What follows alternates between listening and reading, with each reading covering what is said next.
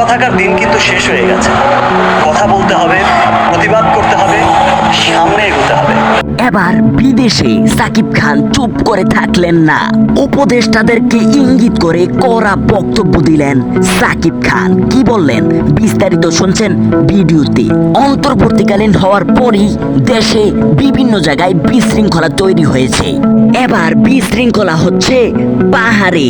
সাকিব খান বললেন, পাহাড়ি মানুষদের উপর নির্যাতন এটা সহ্য করা যায় না, সবাইকে রুখে দাঁড়াতে হবে।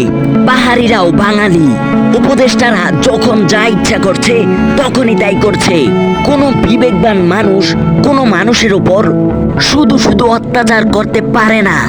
দেশের আইন আছে, তারা যদি কোনো ভুল করে থাকে আইন অনুযায়ী তাদের বিচার করা হোক। কিন্তু তাদের উপর এত বড় হামলা আক্রমণ এটা বাঙালি সহ্য করবে না। দর্শকরা, আপনারা কি চান উপজাতিদের উপর হামলা বন্ধ হোক? আপনার মতামত কমেন্ট বক্সে জানিয়ে যাবেন।